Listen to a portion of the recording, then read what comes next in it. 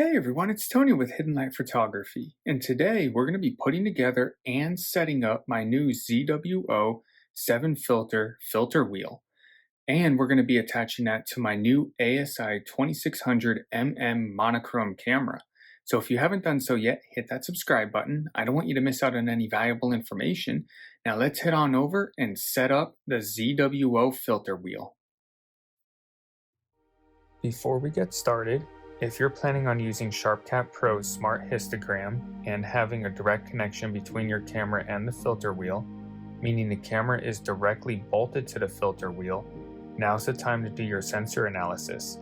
As once you have your camera mounted to the filter wheel with a direct connection, it'll be very difficult to perform the sensor analysis appropriately. If you need help with SharpCap's Smart Histogram and the required sensor analysis, check out my videos going over this procedure. I'll have a link to my SharpCap Smart Histogram video in the description of this video. We're going to start by removing the top cover of the filter wheel, and to do that, we're going to remove each of these screws holding the cover to the body of the filter wheel. We'll use the screwdriver that was provided with the filter wheel and start removing each of the screws and set them safely to the side.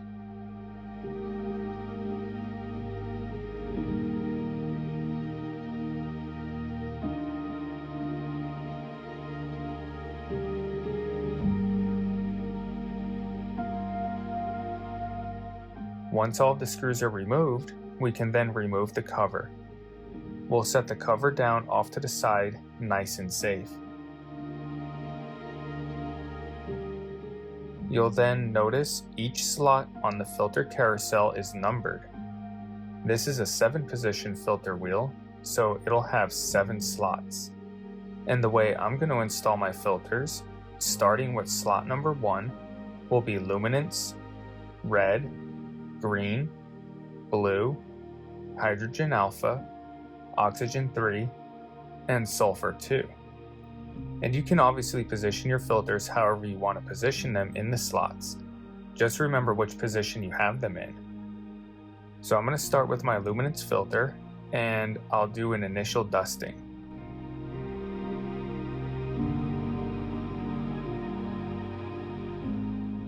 I'll then take the luminance filter and install it into slot number 1 and do the same for the rest of the filters, initially dusting them as I go.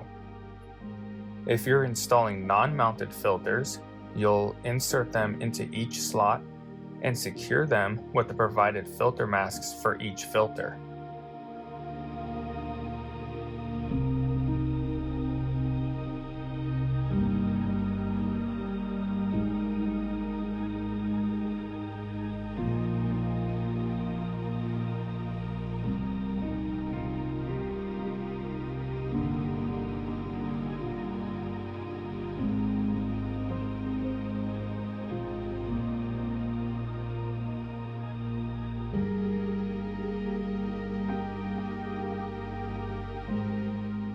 If you want a direct camera connection with the filter wheel, the next step is grab the Allen wrench that came with the camera and remove the 3 screws that hold the M42 sensor tilt plate to the camera.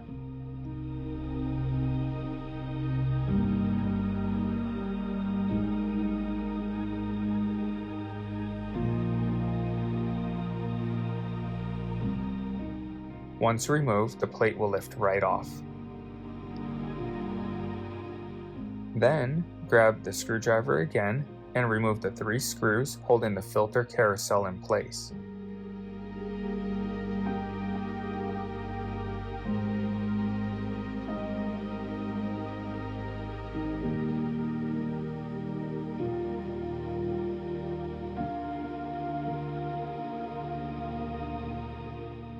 Notate the position of the filter carousel, and then remove the filter carousel and set it in a safe spot so the filters won't get damaged.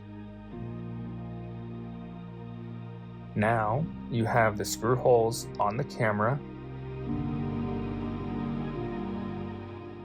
as well as the filter wheel housing. Grab a darkening ring that came with the filter wheel, place the darkening ring on the camera, and line it up with the screw holes in the camera. Grab the filter wheel housing and line up the associated holes in the housing with the screw holes in the camera, making sure your camera sensor is centered with the filter wheel opening.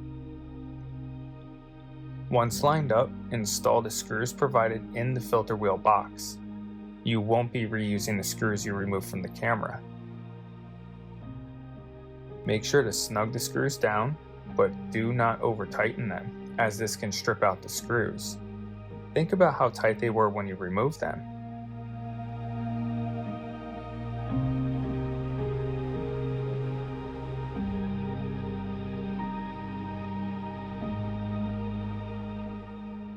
Once done, grab the filter carousel, being careful not to damage the filters, and install it back in the filter wheel housing, making sure it's in the same position that it was in when you removed it.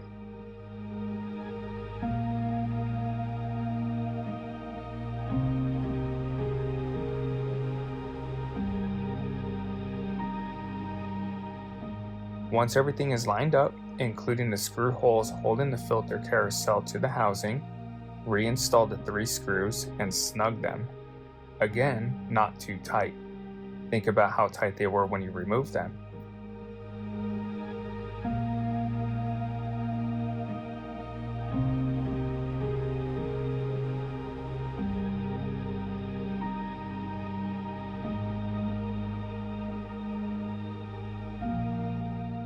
Remove any dust that may have accumulated on the filters.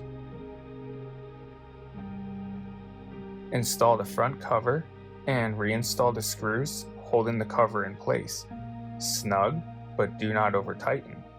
Again, think about how tight they were when you removed them.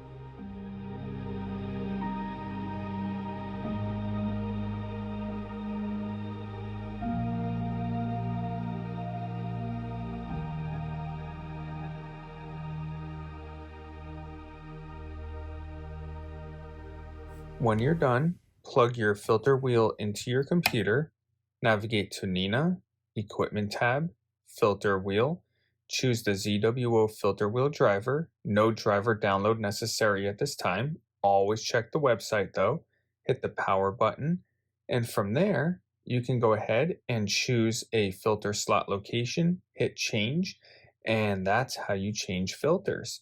Of course, you can change filters within the Sequence tab on the Advanced Sequencer, which we'll go over at a later date.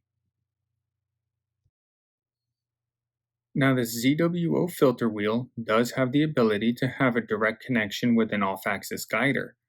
However, if you're not planning on using a direct connection with an off-axis guider, that does present a potential light leak issue. In fact, if you take a look at the plate of the filter wheel, you have your mounting points for your off-axis guider. Keep your eye on this bottom hole right here. If I take a light and I shine it, you see that light leak. Okay. Now, what is causing that light leak? Well, let me start off by saying, if you're using the M54 male to M48 female adapter that comes with the filter wheel, that adapter's flange is big enough to completely cover those holes, okay? But what if this adapter doesn't work for you? What if this doesn't meet the needs that you have for your setup? Well, that's the issue that I ran into. Let me pull this cover off.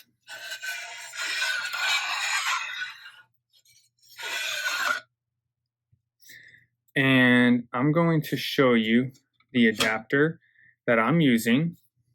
Take that spacer off so I don't drop it. If you take a look here,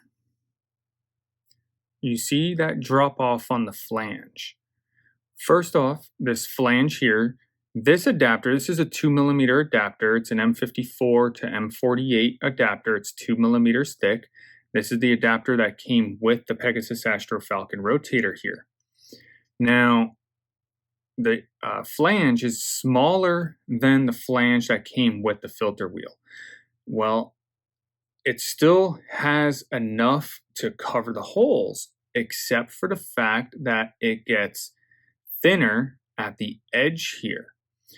So what's really happening is this flange is only covering about half of each hole for the mounting points for the off-axis guider.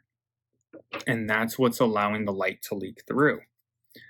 So the solution here that I have is a set of M 2.5 by 3 pan head machine screws. Okay, I found these on Amazon. These are the same thread pitch that came with the filter wheel to connect the camera. And what you can do is just install those right into those holes, okay? And what this will do is it'll block those holes, the mounting holes for the off-axis guider, and prevent any light from leaking through, especially in a scenario like this, where this is the adapter that'll work for your setup and your needs. Now, the M 2.5 is the thread that you need, and the number 3, an M 2.5 by 3 is the length of those screws. You don't want those screws to protrude on the other side because that'll prevent any adapters or accessories from sitting flush. And the pan head design of the machine screw keeps the profile low enough so they don't hit any of your filters. So once they're installed, again, I'm installing them from the inside of this cover here, this being the outside. They do not protrude, therefore they will not block any accessories, or in my case, the adapter that connects the filter wheel to my rotator. And again, the low profile prevents them from hitting any of the filters. One important concept to consider is back focus. Now, back focus is critical in order to achieve proper focus with your telescope, as well as if you have an accessory that has a very specific back focus requirement, you need to be able to meet that back focus in order for that accessory to function properly. Now, I do have 2 videos going over back focus, how to find the back focus of your telescope, as well as optimize it. So if you need help with back focus, make sure to check out those 2 videos. I'll have the links to them in the description of this video. Now, with that said, there are way too many variables and variances between different equipment and accessories, as well as requirements to be able to cover them all. So I'm going to be doing a demonstration based off of my equipment here and my numbers. Just simply plug in your numbers in place of mine if they're different. Now, this can be a little bit complicated, so hang with me. We're going to go through this step by step. So first, I have my ZWO 7-position filter wheel coupled to my ASI 2600mm camera. And I want to utilize this with my Skywatcher 200p while using my Skywatcher Quattro Coma corrector, as well as my Pegasus Astro Falcon rotator. Now, this coma corrector has a back focus requirement of 55 millimeters in order to function properly. And what this coma corrector does is it actually prevents elongated stars at the edges of the image. So I obviously want to be able to utilize the benefits of that accessory. And the rotator gives me full control over my framing. So obviously I don't want to eliminate that from my imaging train either. Now, let's do some math here. The native back focus of the ASI 2600mm camera, as well as the ASI 2600MC and the ASI 533MC, is 17.5 millimeters. Always check the native back focus of your camera because it could be different. So if we take the 17.5 millimeters of the ASI 2600mm camera, add it to the 20 millimeters that the filter wheel is, and then add it to the 19 millimeters of the rotator, we're already over the 55 millimeters required by the coma corrector.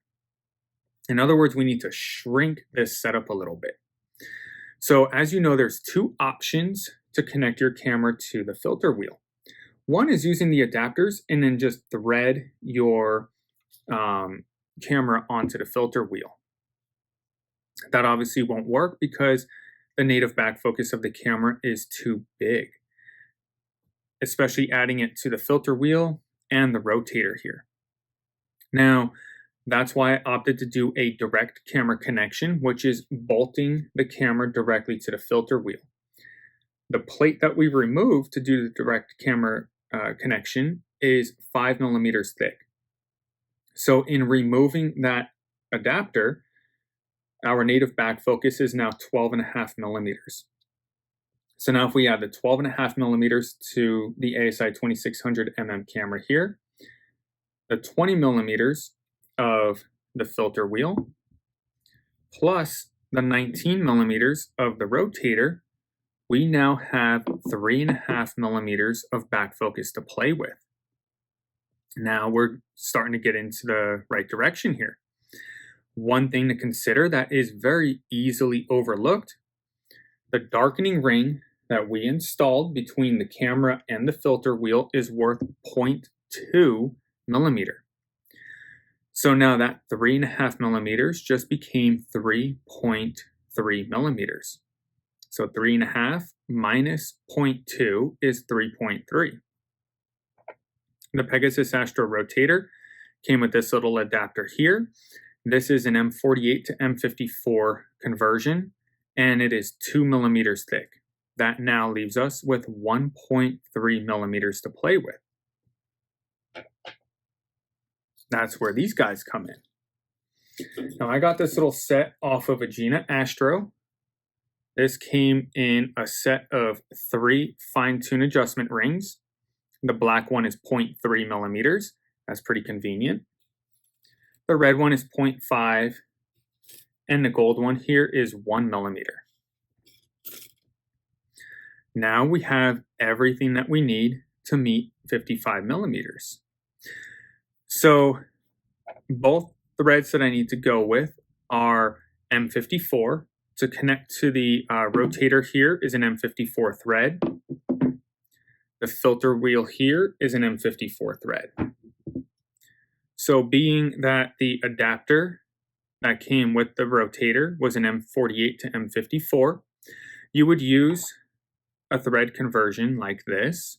This is an M48 to M54, and it is 0 back focus consumption. Since that adapter is already installed on that ring, I'll show you on the coma corrector. The coma corrector is an M48 thread. You would take the adapter or thread conversion and just thread it right on. And you now have an M54 thread that takes up 0 back focus. Now, let's redo this and go through this one more time. Again, it's going to be a little bit complicated. 12.5 millimeters plus 20 millimeters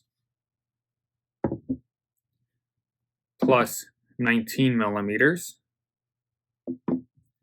plus 0.2 millimeter for the darkening ring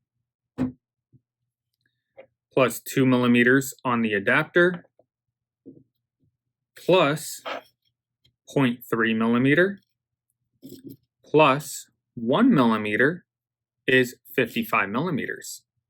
Now, what we would do is we're going to take our adapter right here, which is 2 millimeters, drop the 0.3 millimeter spacer on,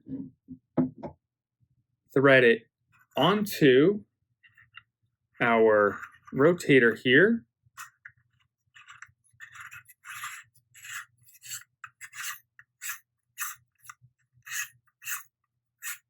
and then we can take our 1 millimeter thread or 1 millimeter spacer, drop it onto the adapter, and then we can take our filter wheel. This is the part that can get a little bit awkward.